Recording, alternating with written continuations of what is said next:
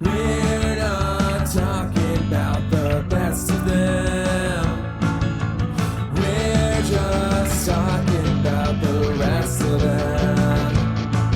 Not the worst parts, but the best parts. And the best parts we have. The best of the rest.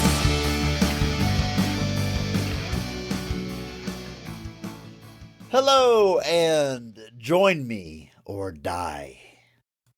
Welcome to Best of the Rest, the show where we take a second look at movies that were poorly received upon release and challenge ourselves to only talk about the things we like and what the movie does well. It's Book Month, and this week we are talking the 2002 film Queen of the Damned. My name is Chris Logan, and I am joined, as always, by my undead co-host, Andrew Williams. You ready to talk some vampires, Andrew? Yes. Always, right? Every day. Ask me about vampires. Why not? Let's just do it. For the longest time, Andrew, for probably most of my life, I really didn't understand why we called zombies undead, we called vampires the undead. I'm like, we're all like, how does that differentiate it from a human? Like, we're not dead as well.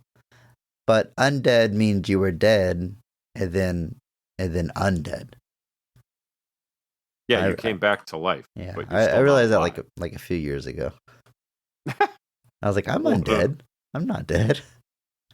Are we? Okay. Before we spiral, let's talk about our history with this movie, Andrew, Queen of the Damned. Have you seen it before, or are you familiar with the Vampire Chronicles media as a whole, other adaptations or the books themselves? Not hugely familiar. This is a series that obviously I've heard about. It is well liked and well seen at most used bookstores in the horror sections or thriller or wherever they throw it. But not something I've ever really dived into. I can't remember if I've seen this before. I'm leaning towards no. I remember it coming out. Like, I remember like seeing the trailers. This was 2002. I would have been 15.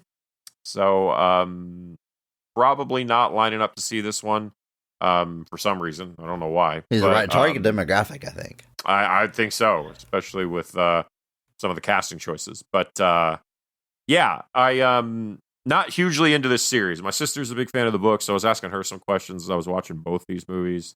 Because I also did revisit Interview with a Vampire before watching this as well. And yeah, it was interesting to dive into them. Interview with the Vampire, I know I'd seen before at some point, I think. But it was good diving back into it and revisiting those characters. And then obviously here we are with Queen of the Damned, the delayed sort of standalone sequel. It's a little hazy on where it fits into that, but generally speaking, it stands alone for the most part. Yeah, I was excited to watch them, and I'm excited to talk about them. Specifically, Queen of the Damned, obviously. Right. I had actually never seen this movie before, but otherwise, I'm a huge fan of the franchise as a whole. And it starts with Interview with the Vampire. I love that movie. It's one of my personal favorites. And it came out in 94. I've probably been watching it since 1994, which means I was 6 or 7-ish, probably the first time. I'm way too young to have watched it. Yes. Likely the first breast I ever saw on screen is that movie. That's how I, mark all the movies I've seen. Mine was Airplane. But is there bare breasts in Airplane? Briefly, which I find shocking because it's a PG movie. Yeah, but I think it's before. It's before PG-13. Gremlins, so yeah. Yeah, so I think it's pre PG-13. So it's literally like 2 seconds. Blink and you'll miss it. But young me did not blink. I love Interview with the Vampire to this day. I mean, that movie, that defined what a quote-unquote real vampire is, like the nature of vampires. So many different interpretations of them. But I, kind of rejected any other takes on vampire. Like the real stuff was Interview with the Vampire, was the Anne Rice vampire.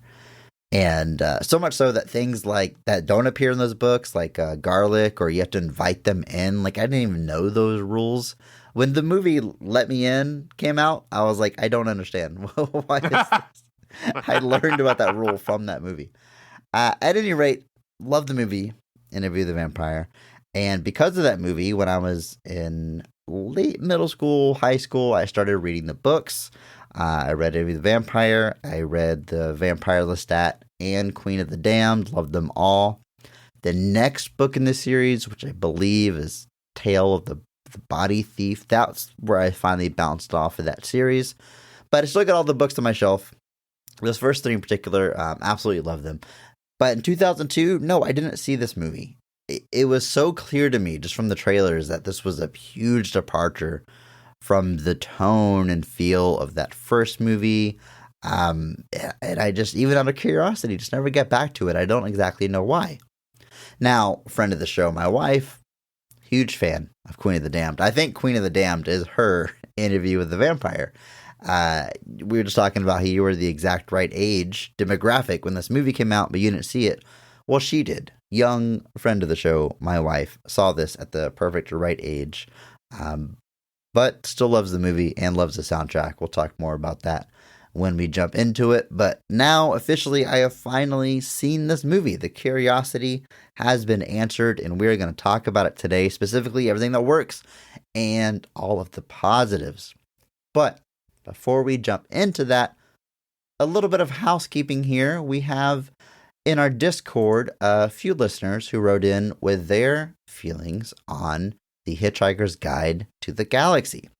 Whenever we announced our lineup for this month in the Discord, someone by the name of Andrew's girlfriend Liz left a comment. They say The Hitchhiker's Guide to the Galaxy is perfection. That's all. Short and to the point. Gotta appreciate it. Groffles also writes in with their thoughts on the movie. They say, The Hitchhiker's Guide to the Galaxy is such an amazing genre of sci-fi whimsy I never knew I wanted until I encountered it. While most sci-fi deals with dramatic and often political subjects illustrating a different perspective, Hitchhiker's Guide deals with the same kind of traditional subjects in such a perfect way I don't know if any other movie or miniseries or book will ever meet it. I do prefer the movie to the miniseries, but all forms of this story are amazing. My Mark Strong Award would have to go to Sam Rockwell. His unhinged performance of a very literal two-faced politician is the only way I see politicians since watching the movie. Andrew, that was totally lost on me. He's a literal two-faced politician. There's layers to that stuff, Andrew. He continues, I love the story arc, but I am It's a real sad. ogre of a movie, man. I am sad that Sam Rockwell's character didn't get the chance to play that up more before they separated the other personality. I have probably watched the movie more than 9 times since 2008, and it will continue to be a forever watch. And then Cody shares their thoughts on the movie. They ask, although it was received poorly, do you think that they could have done anything better? I just rewatched it, and they did a pretty good job with the material, even though The Hitchhiker's Guide is really hard to visualize in a lot of ways. My Mark Strong Award goes to Alan Rickman. Thank you so much for sharing those thoughts. And on our episode, I mentioned that if 50 different people had to pick a Mark Strong Award, it would be split a bunch of different ways. There's 2 picks right there of people that we didn't pick for the Mark Strong Award. And I can't say I even disagree with what they're saying here. I mean, so many just perfectly cast movie, as they talked about so much last week on that episode. But Andrew, specifically Cody's question there, I mean, there's no such thing as a perfect movie, always improvement. But as far as an adaptation of the book, I mean, do you think there's any glaring holes or omissions or things that they should have adjusted? I don't know if I said this on the show, but I may have told you personally that I think this is about as good of a shot as you're going to get. I think.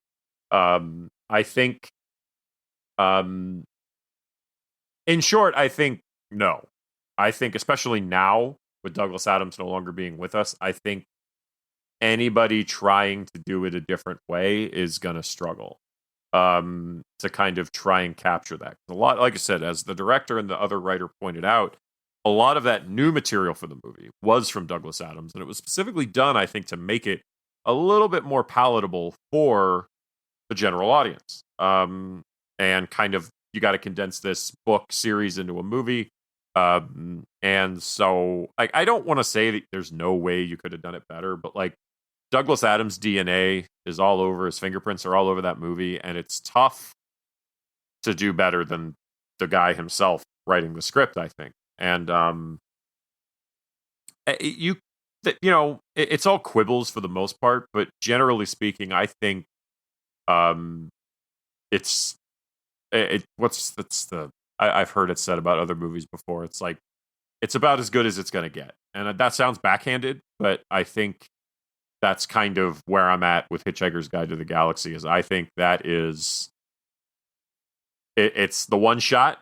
And I think they did a pretty great job trying to convey not just that book, but that humor to screen. And I think that's part of the issue at the end of the day is it's pretty dense. And so to try to find a way to make that transition to screen is not easy.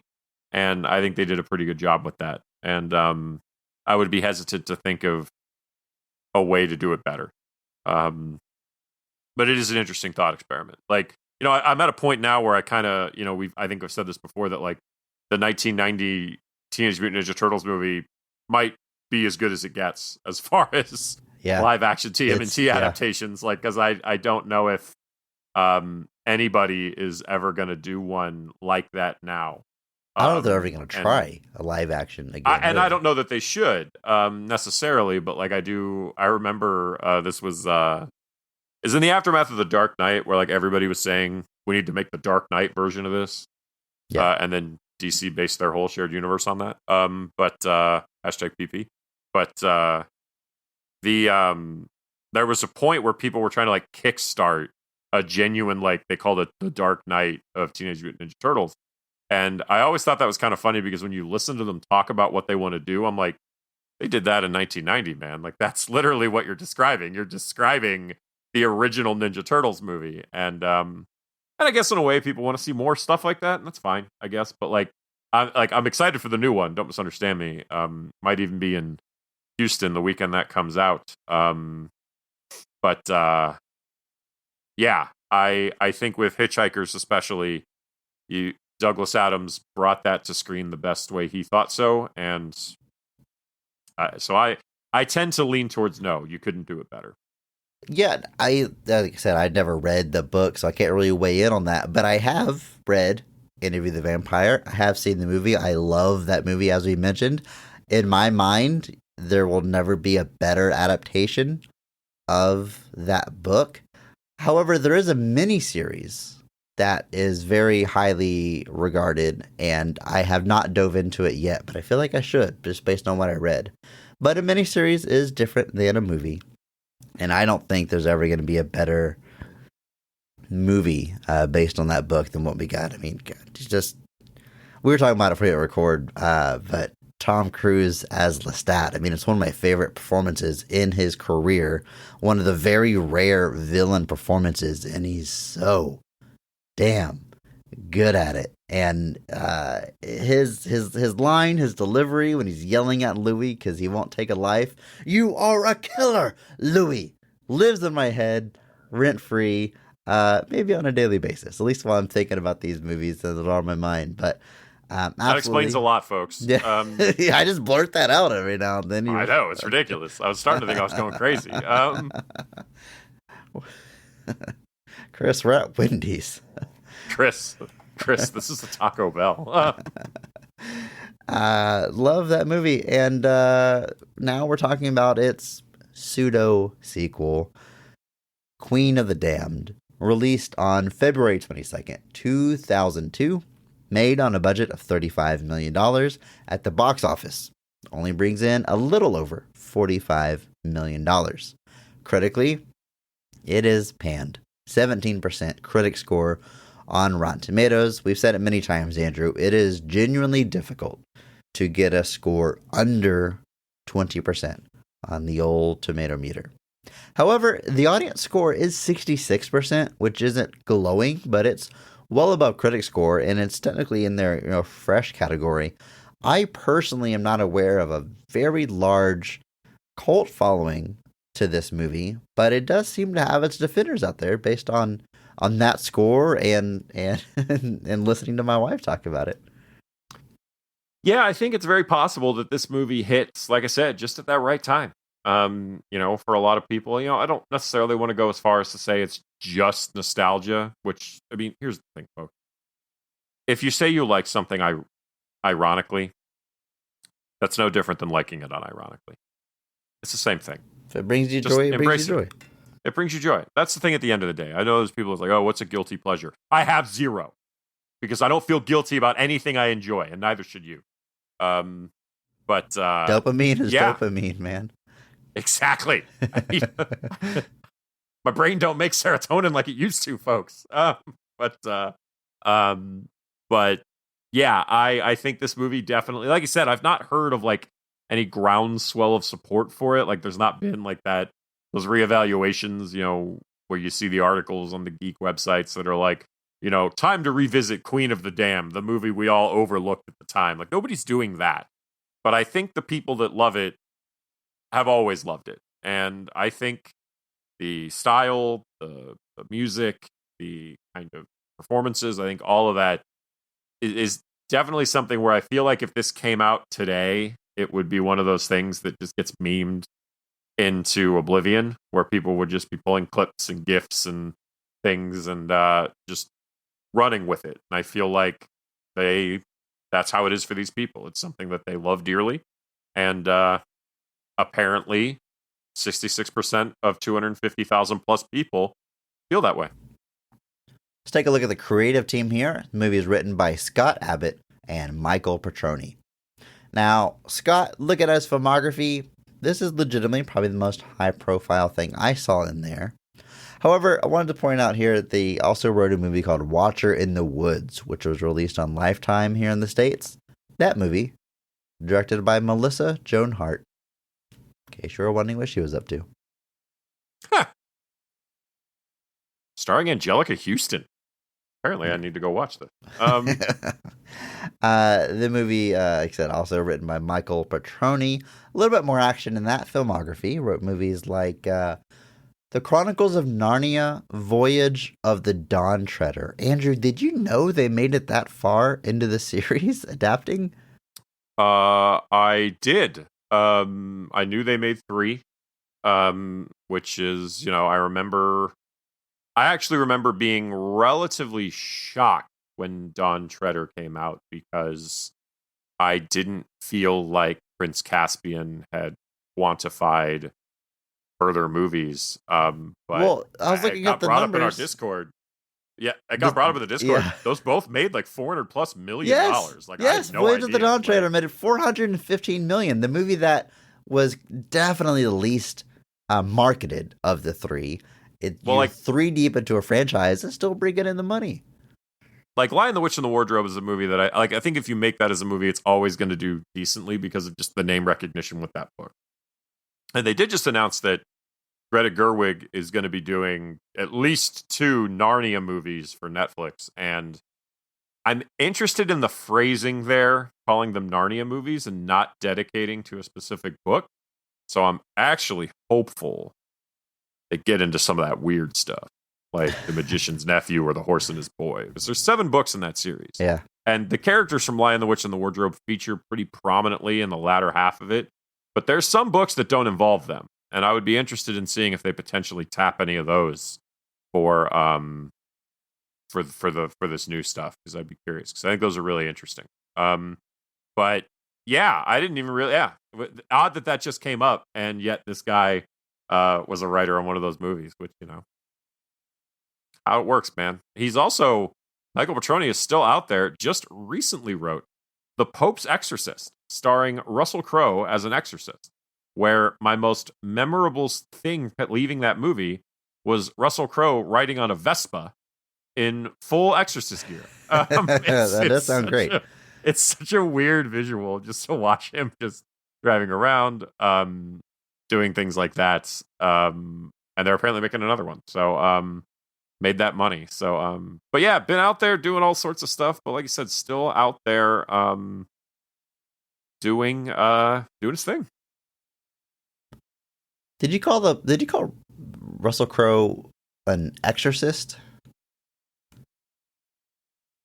Is that not what he is in that movie? An exorcist is the thing that's performed, right? An exorcism is the thing that's performed. Ah. Chris, the movie is called The Exorcist. Well, I It's thought about the Pope's person. exorcist was about exorcising the Pope. No, that's the Pope's exorcist. The dude that the Pope sends to do that. Good to know. Totally. I got to see it now. Now I'm interested. Chris, my mind's kind of blown right now that you didn't know the difference between exorcism and exorcism. I know it's just a letter difference, but come on. I do, like, somewhere in my brain I do know it, but every time I heard the Pope's exorcist, I thought they were performing an exorcism on the Pope, even though I just used the other one. I don't know, Andrew. That's wild. No, it's actually Blowing funny my 'cause brain in that right movie. In that movie, that Pope is played by Franco Nero, who folks may know as the villain from Die Hard 2, but I know as the original Django from the original series of Django movies, and also cameos in Django Unchained during one of the fancy people scenes. I don't remember what it was, but yeah, he plays the Pope, and his job is mostly to sit around and look shocked as things happen in the movie, which I would certainly do that and get paid for it. But yeah, folks, this has been a sidebar brought to you by Best of the Rest. The movie is directed by Michael Reimer. Now, Michael has a lot of TV credits to their name, but actually go on after this to do some work with Battlestar Galactica, American Horror Story, and the excellent Jessica Jones. Yeah, he's got kind of a little bit of everything here. This is the Battlestar Galactica like revamped show by Ronald D. Moore, actually, which I was actually a big fan of that show. It took a little bit of swaying for some of the classic Battlestar fans to get on board, but I liked it quite a bit. Did some work, like I said, on Jessica Jones, American Horror Story, Hannibal, the very excellent Hannibal Lecter series Brian Fuller did with Mads Mikkelsen on NBC. A very, very great show. And Man in the High Castle, a little everything. And then recently did some episodes of Picnic at Hanging Rock. Not sure what it is, but it says it's a Australian mystery romantic drama television series, which means I'm going to have to watch it. That's right up your alley, Andrew. Exactly. You love those. It checks all the boxes. But yeah, had done some movies before this. Not a whole lot of stuff, I got to say. I'm super familiar with. A mix of everything, a little bit of drama, a little bit of like crime thriller stuff, some horror leanings, a little bit of everything before he gets tapped to bring us Queen of the Damned. Well, Andrew, without further ado, I think it's time we just jump into this movie, all the positives and best parts of Queen of the Damned. Are you ready? Yes.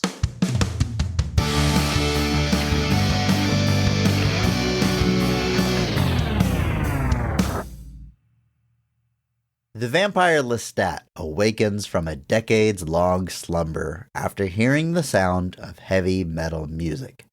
Inspired by the medium, Lestat assumes the position of a lead singer in a local band and goes on to achieve worldwide fame. His music catches the attention of Jessie Reeves, who has had an interest in the secret world of vampires since childhood. Jessie tracks down Lestat, but her interests are dismissed. Lestat breaks the vampire code and reveals his true nature to the world, and asks all other vampires to show themselves at his band's big concert. The vampires that do show try to kill Lestat for his betrayal, until Akasha, the oldest vampire, arrives to take his side. She proposes that the two of them remake the world the way they see fit, and let humans fall to the wayside. Now Lestat must choose between his own kind and his love of the mortal world. He's a rock star, Andrew. The vampire Lestat becomes a rock star. Why not? I want to get this out there real quick here. I've talked already so much about how much I love Interview with the Vampire, that movie. The tone of this movie, Queen of the Damned, is so different than that deadly serious Interview the Vampire adaptation from 1994. And the thing is, Andrew, the books kind of be like that too. Because Lestat awakening decades later and becoming a rock singer and putting on a big concert, like that's all from the book. This movie makes a lot of choices with its adaptation. It omits things, it combines books. We can talk more about that later, but by and large, what we do see is from the book. Like I said, they cut a lot of stuff out, but like there's nothing new here. So I don't know how you don't have a totally different tone, because the books do that. The books just get more wacky and bonkers as they go on. So I guess it's appropriate for the movie to do it too. If I can't ask, now is all of Lestat stuff here, is that coming from the second book, or is that also from Queen of the Damned? All right, so the books are Interview the Vampire, and then The Vampire Lestat, and then Queen of the Damned. By and large, the Lestat story we see here is from The Vampire Lestat. Now, in my mind, I read these in high school, so they are, in my mind, all kind of bleeding together. But from my memory, Queen of the Damned, that book is mostly flashbacks in the origin of Akasha. She does come to the modern day, and they do meet up and all that, the concert and all that stuff we see here. Yeah. But the majority of that book is, like I said, giving her backstory. So, like, Lestat catches you up on Lestat. Queen of the Damned tells her story, and then there's a climax at the end of that one. So, looking at this movie here, considering how little screen time Queen of the Damned, the titular character, has, yeah, most of it's coming from the book, The Vampire Lestat. But that's just not as cool of a movie title, Andrew, as Queen of the Damned. It is not. It is not. I've 100% agreed there.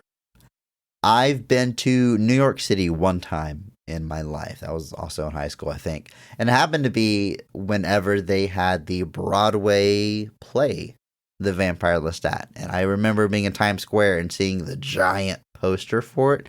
It looks so cool. You see him like from behind, and he's floating and looking over his shoulder. I read that it's not a good play. I read it sucked. I don't even think it's playing anymore. But hell of a poster. But the reason it failed, Andrew, I have to imagine, is because they called the play The Vampire Lestat. And that's, again, not as cool. It's Queen of the Damned. The Vampire Lestat sounds like, I don't know, like a dramatic reading. Just doesn't sound like The Vampire Lestat. From the pages of The Vampire Lestat. I want to thank you all for joining me here tonight. Maybe if Charles Dance read it would be interesting, but I just doubt. So that I was curious about that, because for a movie called The Queen of the Damned, the Queen of the Damned's not in it very much. No. She comes in kind of halfway through and then features a little bit more prominently as the movie goes on. But the first half of this is largely just Lestat as a rock star, a little bit of backstory into how he became a vampire, which Interview with the Vampire does not cover. And so we are treading some new ground there.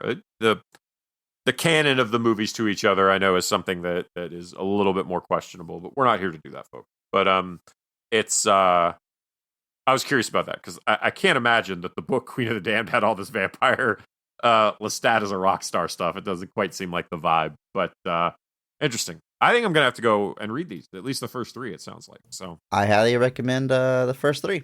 But for now, oh no, I have to go buy more books. Oh, there's some publications that combine them like into one giant book. It's pretty cool.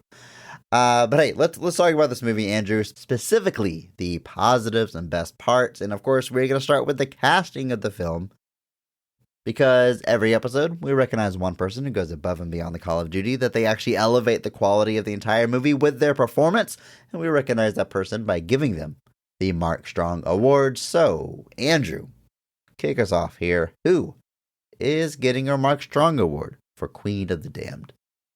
So I know I just literally just said seconds ago that the Queen of the Damned doesn't feature very heavily in this movie. But despite that, I am going to go ahead and give my Mark Strong Award to Aaliyah as Akasha. Like I said, that screen time, especially in the first half of the movie, is very limited. It's more implied. The Akasha's kind of role within the story when they find like the statue version of her and everything.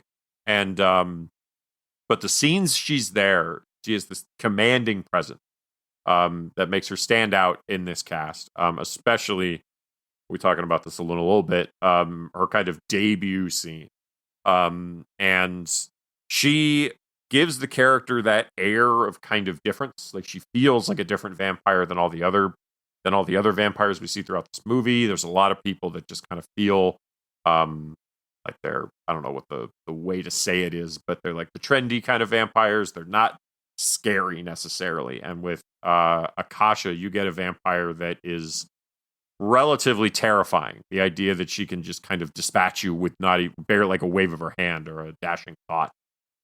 It is really, really cool to see. It gives that character a memorable presence in this film, and I dig it. I think it's a fantastic performance. Unfortunately, Aaliyah's last performance, but she goes out on about as cool a note as you possibly can, playing literally the queen of all vampires. Yeah, definitely RIP to Aaliyah, passed away before this movie was even released. Tragically dies in a plane crash. But I agree with you. Aaliyah also getting my Mark Strong Award for this film for that exact reason you're talking about, that presence. I mean, she just feels special. Obviously had a very successful musical career going already. I gotta say, Are You That Somebody? An absolute jam from the 90s. I was trying to find out what album of hers it was on. It was on the Dr. Dolittle soundtrack, of all things. Wow. Which, like, that song, nothing about it makes you think Dr. Dolittle, but we talked about this before. I mean, soundtracks were just a different thing in the 90s and early 2000s. They were albums all unto themselves with exclusive singles, and artists got launched that way. And yeah, Are You That Somebody? To me, that's like the definitive Aaliyah song. And this is your reminder, folks, that All Star by Smash Mouth is from Mystery Men, not from Shrek. It's on the Mystery Men soundtrack first, folks. Know your place, Shrek. Kiss from a Rose? Never Ending Story 3. No. Oh, wow. What a flashback, folks. So obviously Aaliyah had a growing acting career happening here. She was in Romeo Must Die just a few years prior, the Jet Li film. And then here he gets like I said, I guess you can't call it the lead role because clearly Lestat has most screen time, but she's the titular character. She's front and center on the posters and marketing. It's a major role for her, but watching her here in this movie, nothing about her feels like this is an R&B star trying to act. This is a new actor. I mean, she has a commanding presence and charisma, and it literally, the movie is better for it. In true spirit of the Mark Strong Award, this movie is improved by the choices that she is making. Yeah, it's great. Perfect casting. Yep. But I did just mention Lestat. He is played by alum of the show, Stuart Townsend. We talked about this gentleman back when we talked about the League of Extraordinary Gentlemen, or LXG if you're pressed for time. I don't have time to say all that. Too many syllables, man. He was Dorian Gray in that film, and now he's playing the vampire Lestat. And in my mind, this is not a sequel to the film Interview with the Vampire. In my mind, there's nobody creatively returning, no returning cast members. There's this little bit of a retcon happening here. The character that Tom Cruise is playing, it's not the same character. Totally different characterization, which again, that kind of happens in the books. But in my mind, they're just so separate. You look at the choices that Stuart Townsend is making, so different than Tom Cruise.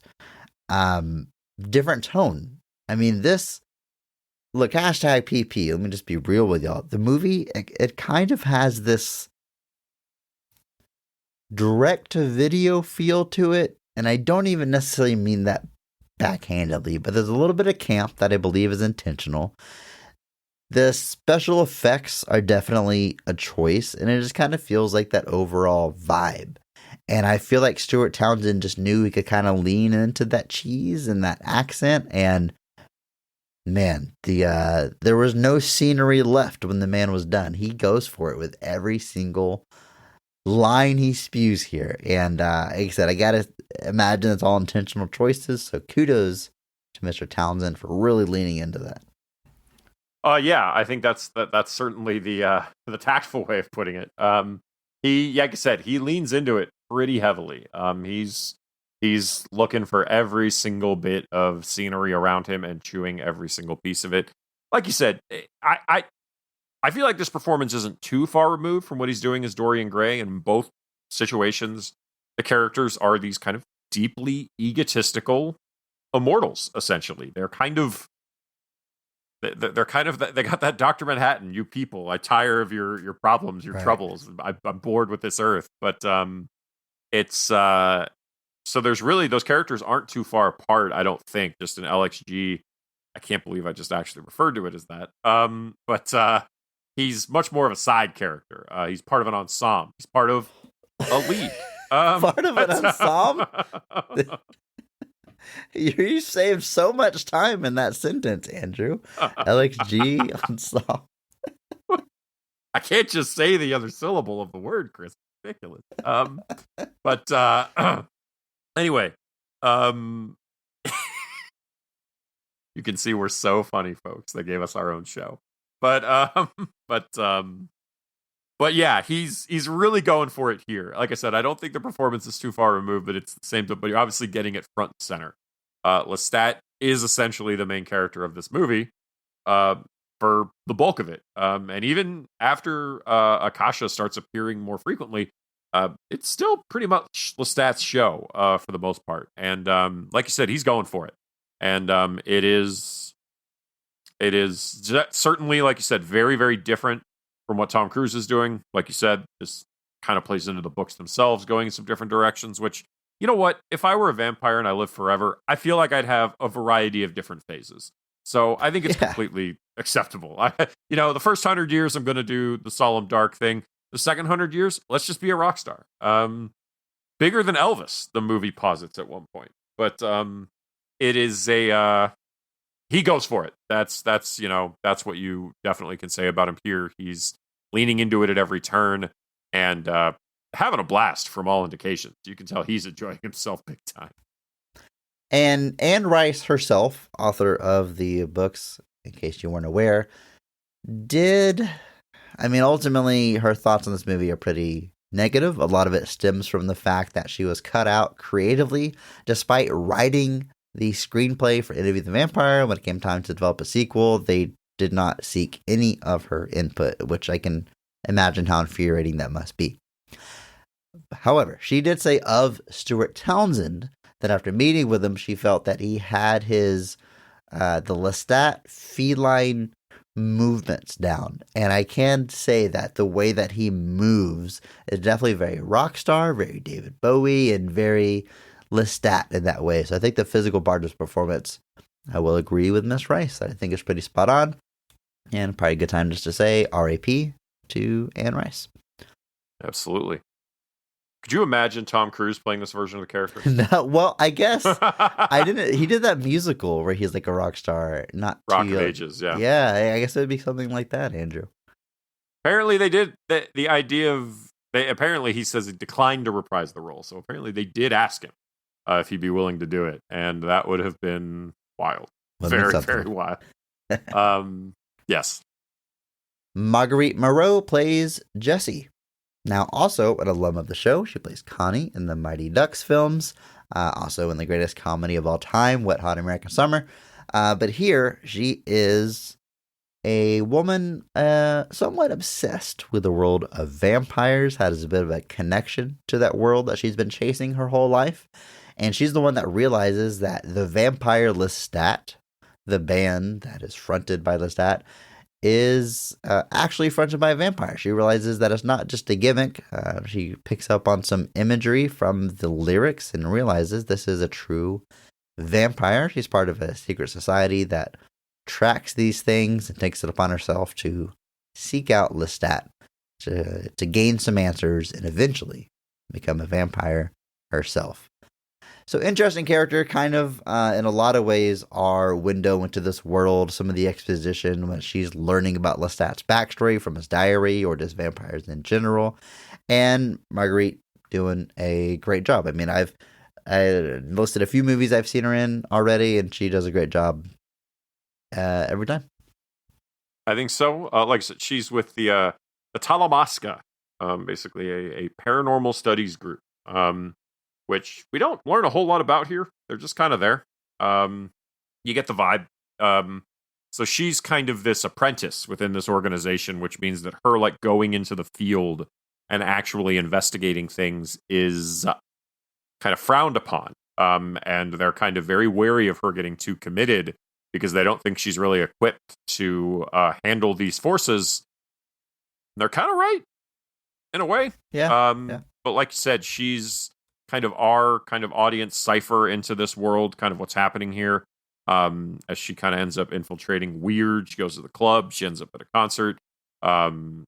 Just goes to some weird places, but ultimately has a bit of a connective history to the vampires that we are not inherently made aware of. But is brought up again kind of at the end as kind of everything comes together here. But like you said, she's doing a good job. I was a little surprised to see her here after Mighty Ducks. I guess there's all these different phases. This is, I guess, right after Wet Hot American Summer. So what a jump from Wet Hot American Summer to Queen of the Damned. Although I guess maybe the tone of those movies is not that different. I say that respectfully, but they're both pretty ridiculous and over the top. But yeah, doing a good job here. Getting to lean into plenty of the aesthetics this movie is bringing to us, and definitely not missing out on all the ridiculous outfits that come with it.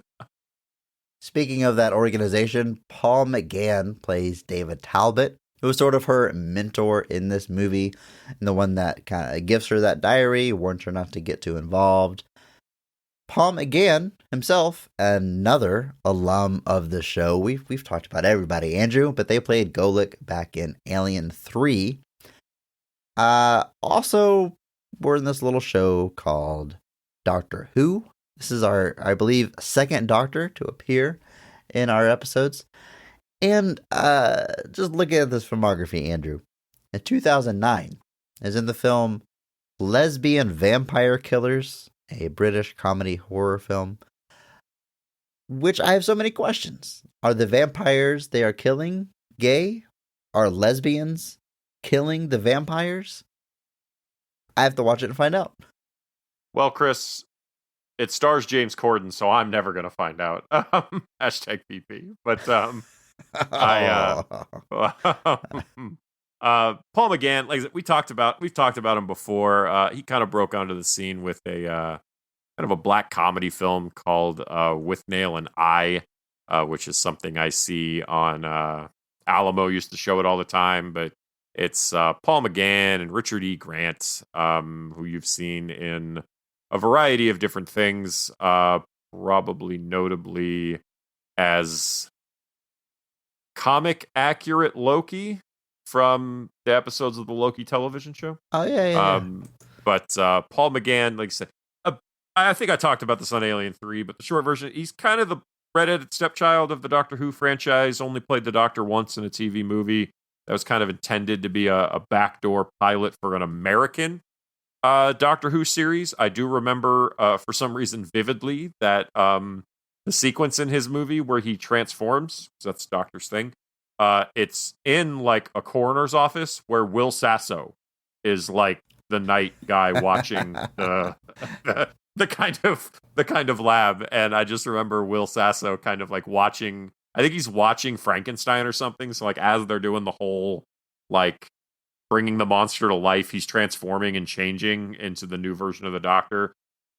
Relatively clever way of going about that. I actually thought that was kind of cool, but did not get to return in person to Doctor Who for a very, very, very long time.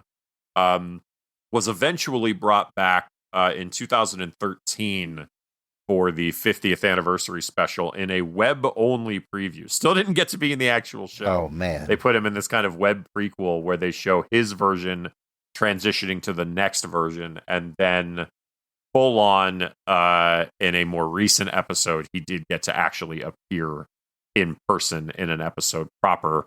Only took 26 years. But actually, there's a lot of love in the fan base for him. They kind of definitely feel, I think very rightly, that he kind of got the shaft. He kind of comes into Doctor Who. He had a lot of hype, but the American versions didn't take off. And when they brought it back in 2005, it was very much like, here's the Ninth Doctor. He's a different guy.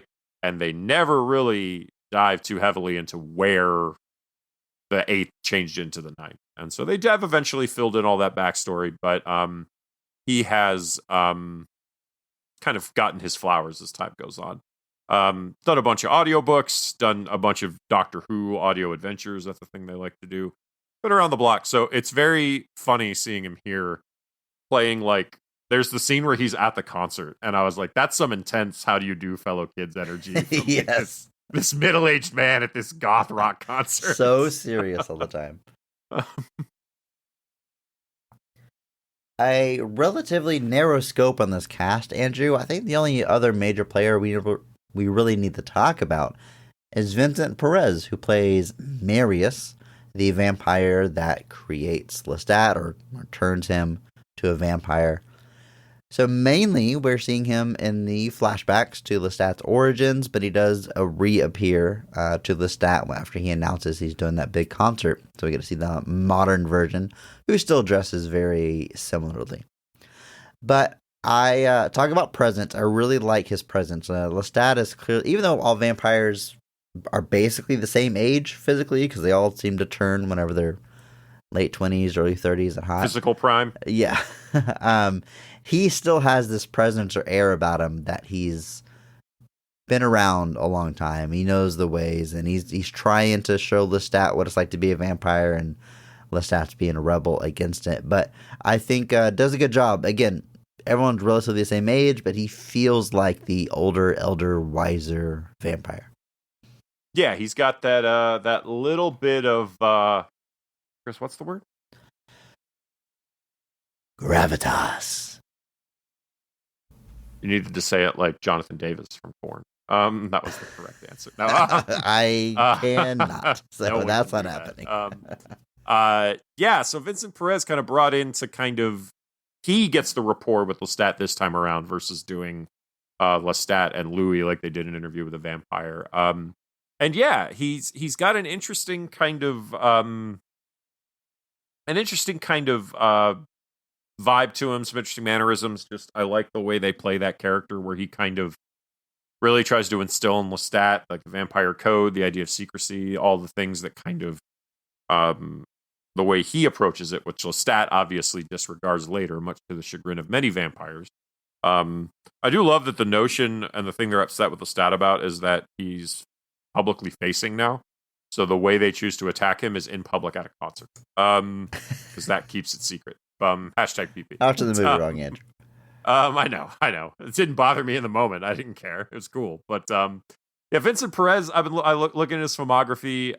He's a Swiss actor, director, photographer. He was the lead actor in The Crow City of Angels, which was the second installment in the Crow film series. So he's apparently got a habit of joining franchises for standalone sequels to the first installments.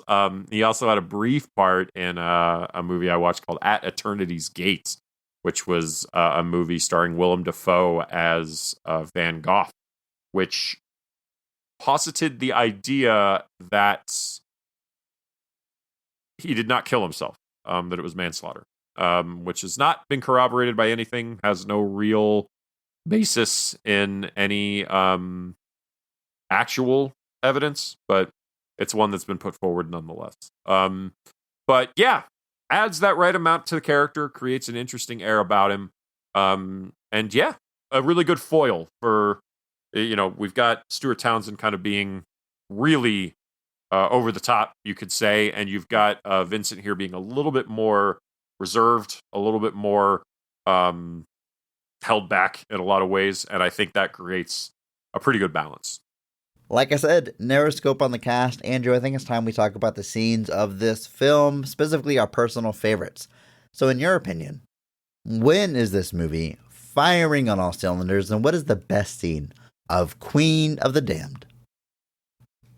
For me, it's got to be Akasha's kind of debut.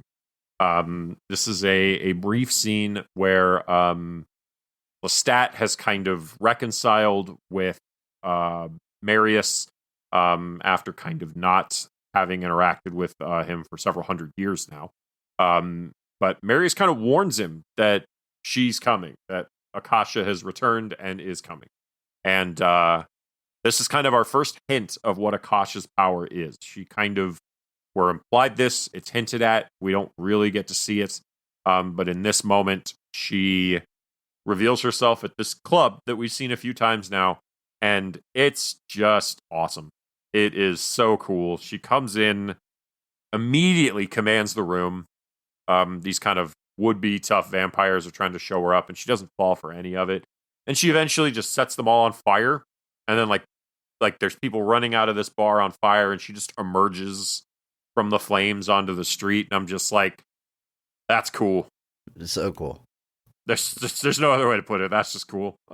Yeah, I mean, I'm agreeing with you 100%. Not only do we have the same Mark Strong Award winner, but our favorite scenes are aligning as well. Andrew, that scene in the bar. Has that ever happened before? Is rad. I don't know. You think I would know, but we've done over 100 of these. It's hard to keep track. It is. It's tough. It's tough. But the scene is so rad. Like, at first when she appears, I mean, she's an ancient vampire. She's been around the longest. Obviously, she's the most powerful, and they all recognize this when she walks in. They're like, "Wow, we're in the presence of greatness here," and kind of sucking up to her. And it looks like she's gonna be there to lead them and be on their side. And she's kind of chatting it up with one of them, or at least letting him chat, until she rips the heart out of his chest and takes a bite out of it, which Temple of Doom's him. You want to make a statement.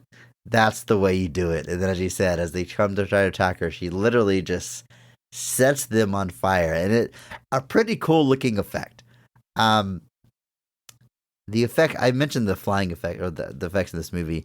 The flying effects in this movie are a choice. The way they choose to show that. But the combustion effect of these vampires getting set on fire and turning to ash and blowing away looks awesome. And we get to see a lot of it here.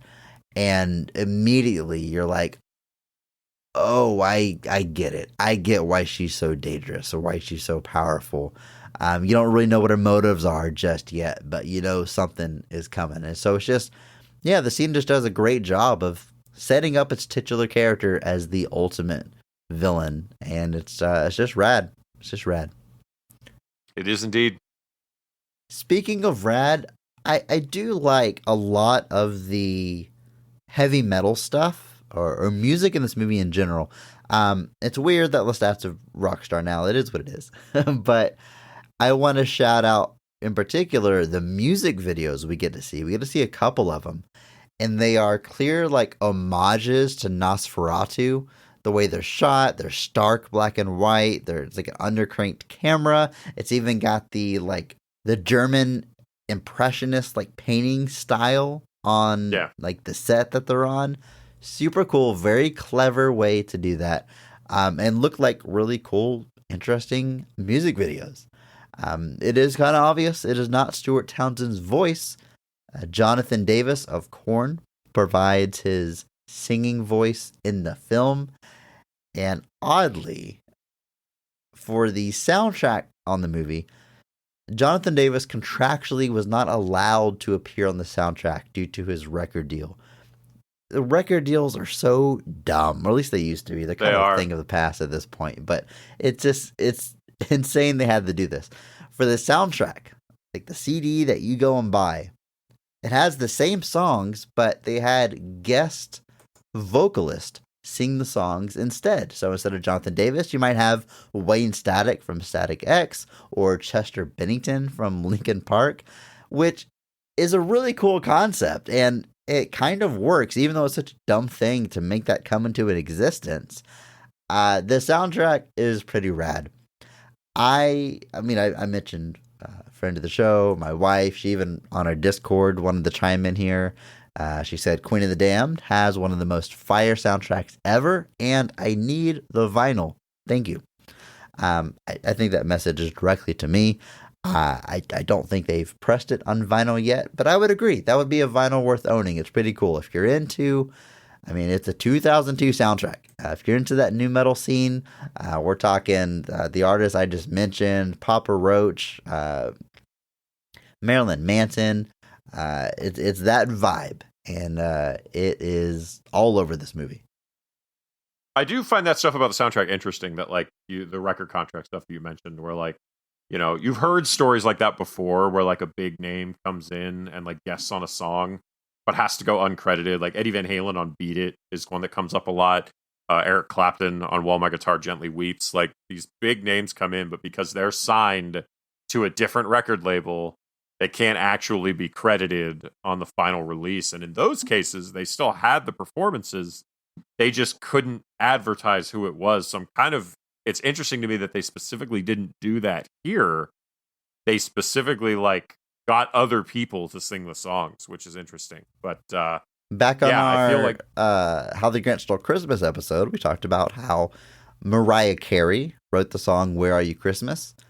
Could not use her version for the movie, so Faith Hill covered it again because of these dumb contract obligations. That happens with at the end of Planes, Trains, and Automobiles, a song called "Every Time You Go Away" plays. Paul Young recorded that.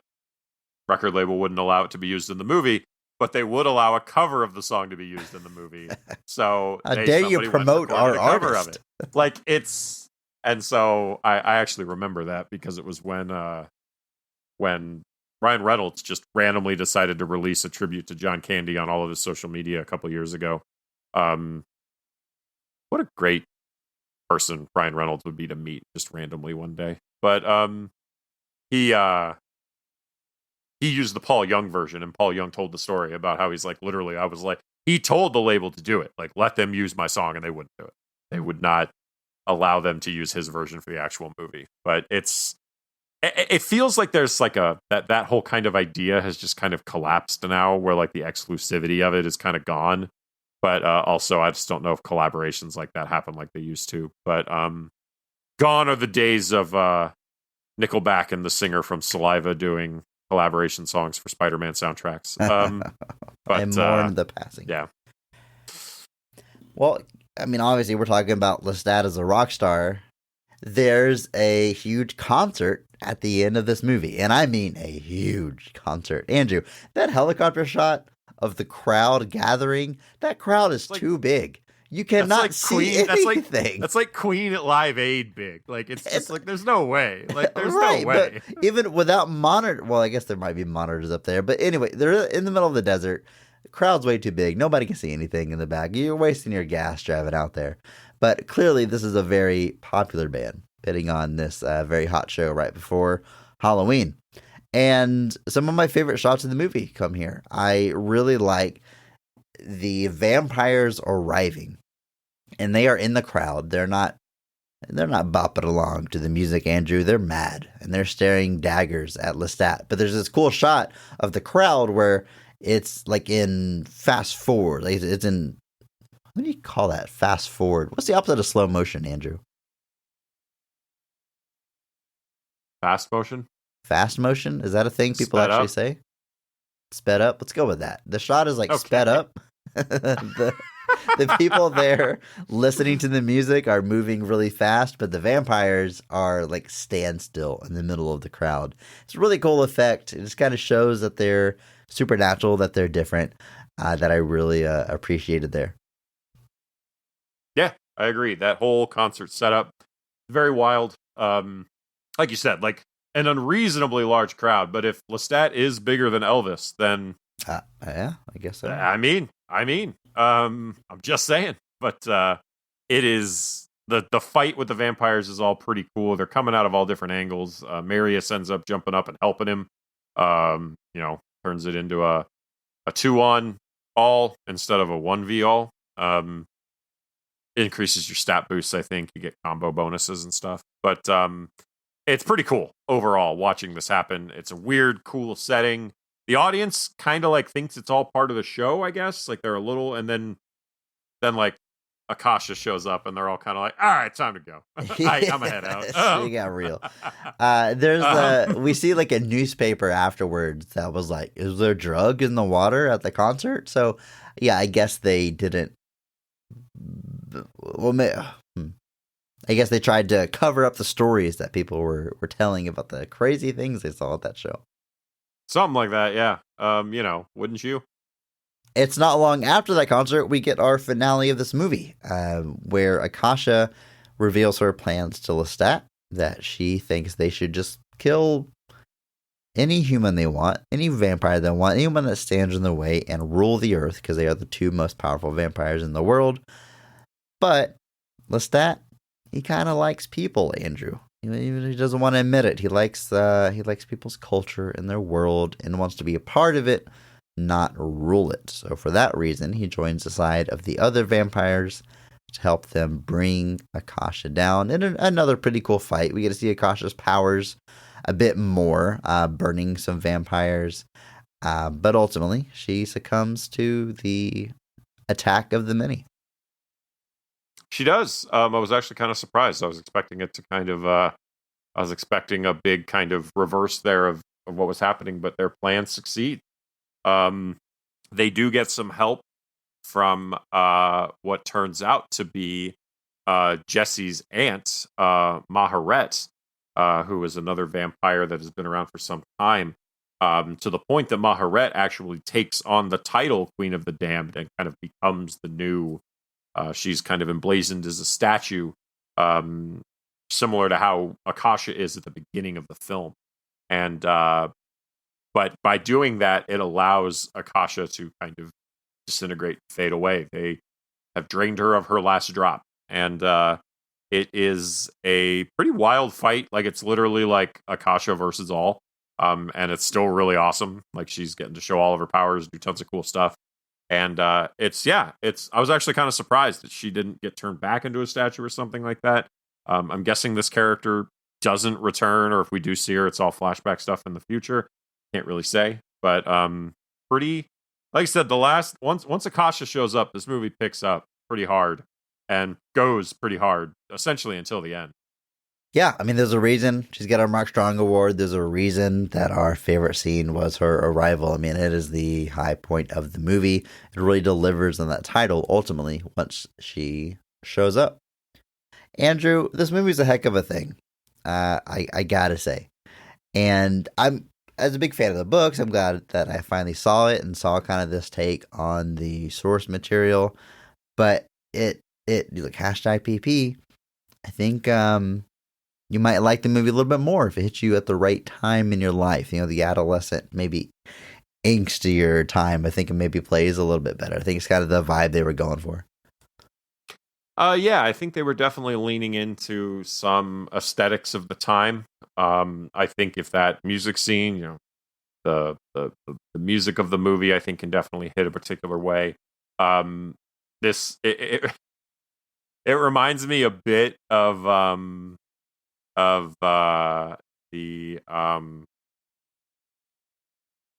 a bit of when you told me to watch Kung Pao Enter the Fist as an adult, and It's the funniest movie ever made, Andrew. What are you talking about? and I couldn't stand it. Hashtag PP. I understand. Like I get it, and I realize I understand a great many more of you and Doug's inside jokes now. But it was one of those things that I think, having not ingested it at the right time, I felt so lost watching it, and it's kind of how I felt watching this one. I was like, man, if I were into this, I think this movie would have been like injected straight into my veins. Like, give me more of it. But yeah, it's definitely playing to a certain aesthetic, a certain crowd, and like you said, I think that's where the it's not really a cult following. You know, I don't know if you classify it as such, but I think that's where the enjoyment comes from, is those people who watch this and they were the right crossroads of their lives for this movie to hit just right. Like I said, that describes friend of the show, my wife, and her feelings on this movie. She did rewatch it with me, and hashtag PP, hashtag PP. She said at the end, she's like, "Yeah, it's a bad movie, but I like it. Like, I still enjoy it." And then she said, "Maybe this is why I like Twilight so much, because this is just heavy metal Twilight." And I think that's a pretty good summation. And you know what? If you like it, is it that bad?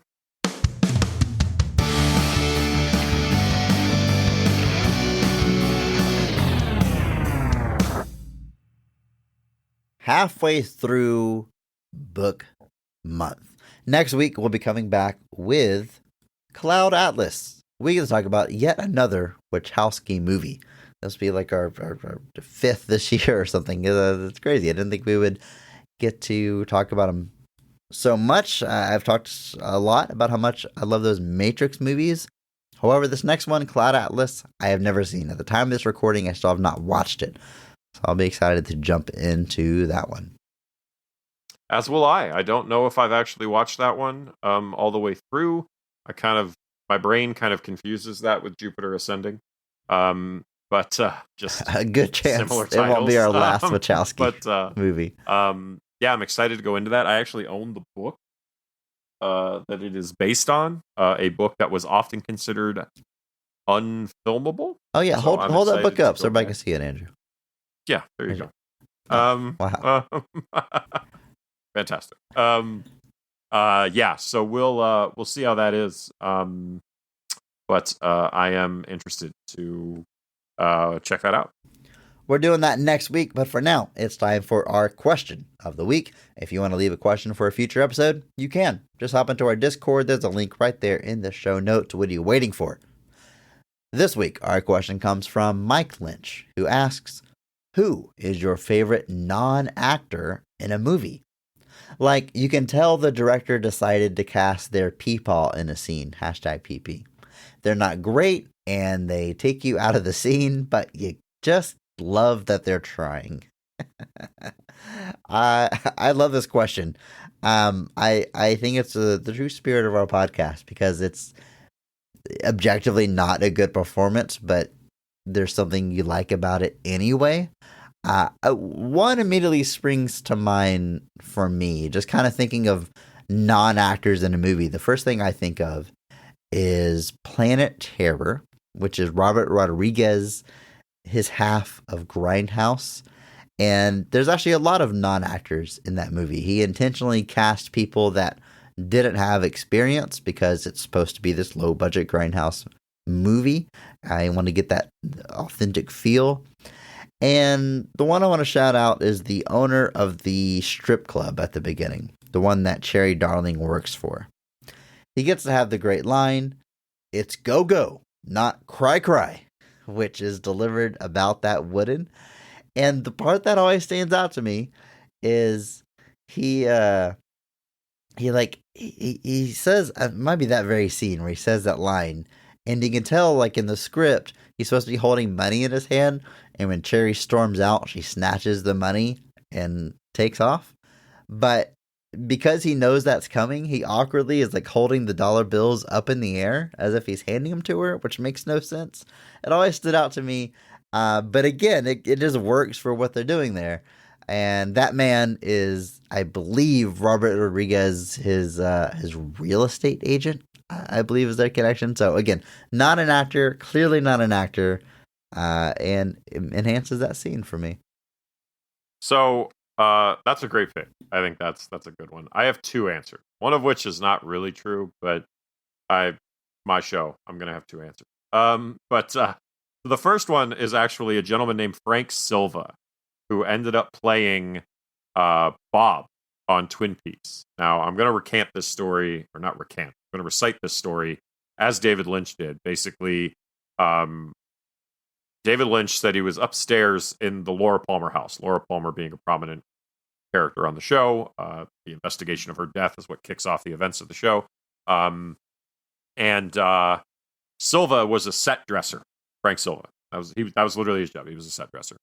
And he was looking at Silva, and he was kind of looking at him, and he's like, I wonder if I could fit you into this show.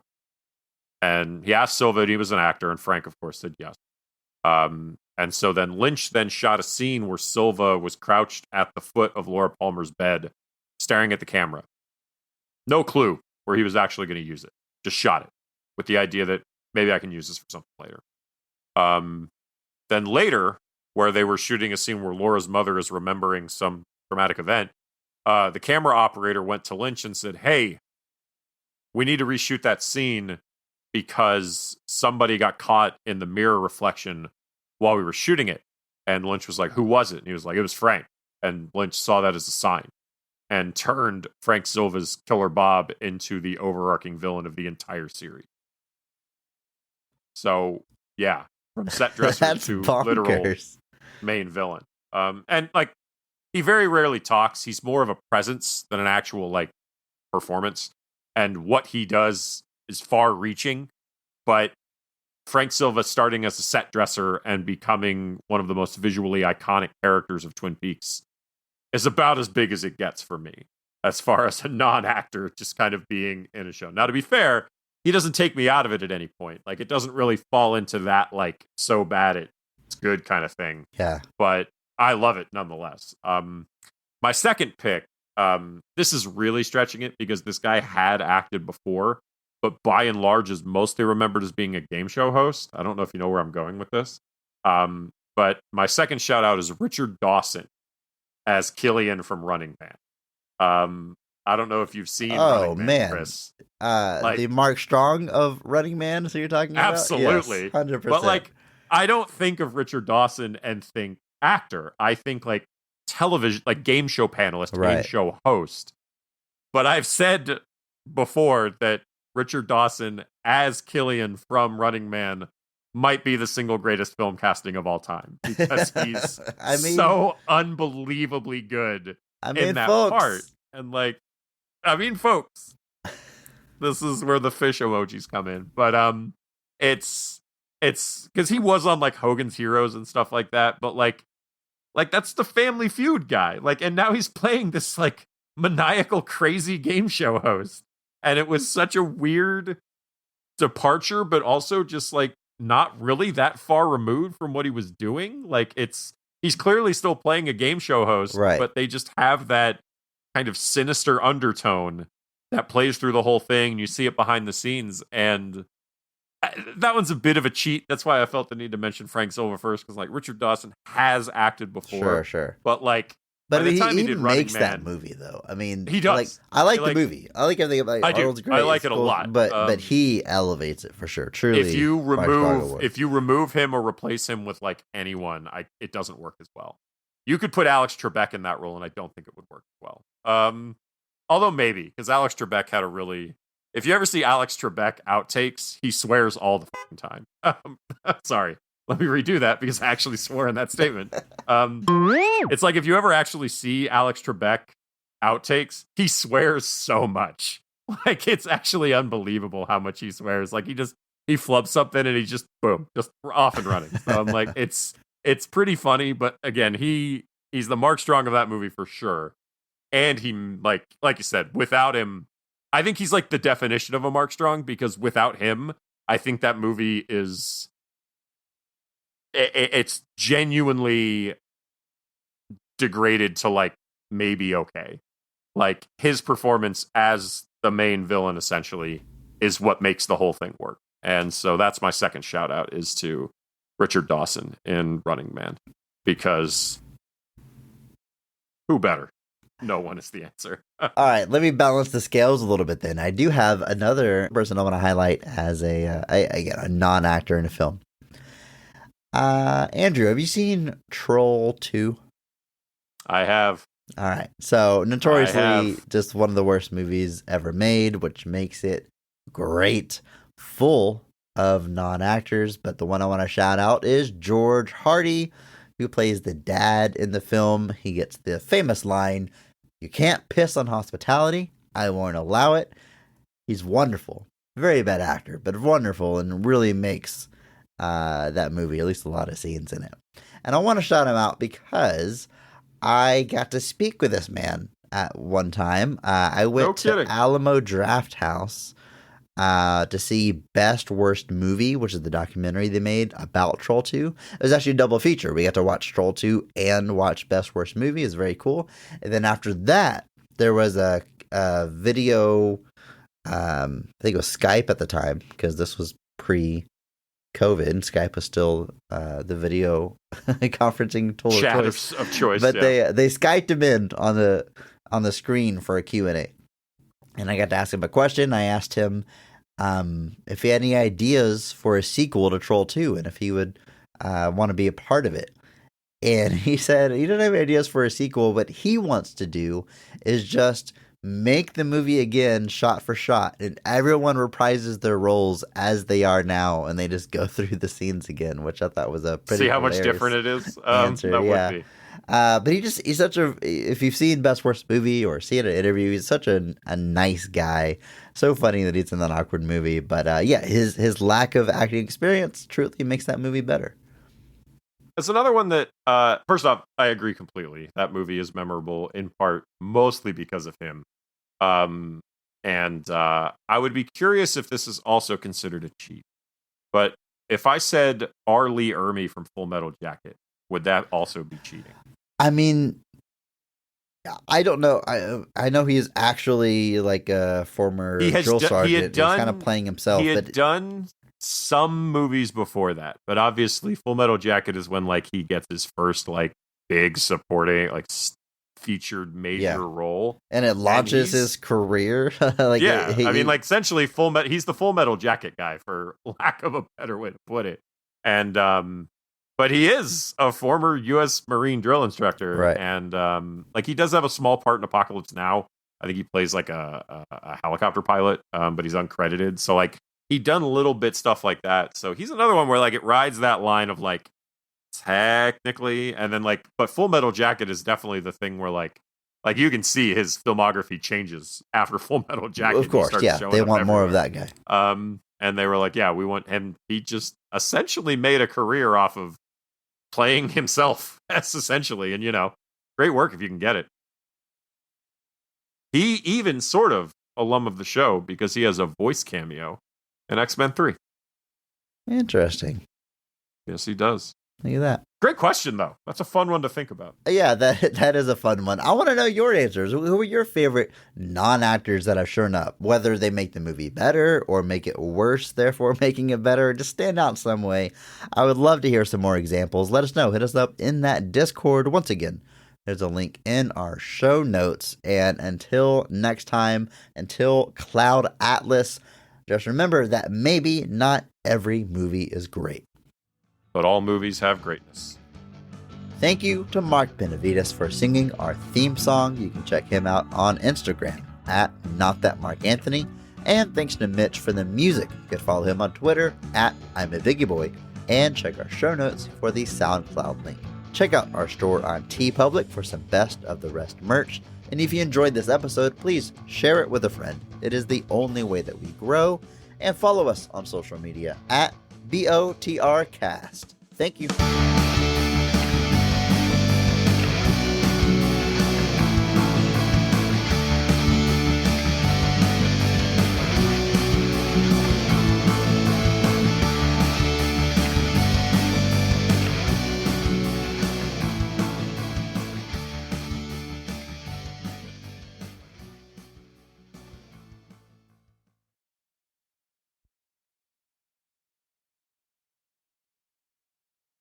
Yeah, he's got kind of a little bit of everything here. This is the Battlestar Galactica like revamped show by Ronald D. Moore. I'm actually a big fan of that. What? He directs what? It's the what? The reboot? Reimagining? What did I say? He said revamp, but you're killing the pun here by changing it. Chris, what am I supposed to be saying here? Never mind. You said revamped. And I wanted you to say it again, because Vampire, Queen of the Damned. Chris, it's the revamp. Move on. We're already in post-credits. Despite just saying a minute ago that there's not a whole lot of screen time for the Queen of the Damned, I got to give Aaliyah my Mark Strong for playing Kasha. Akasha. I'm just gonna start that all over again.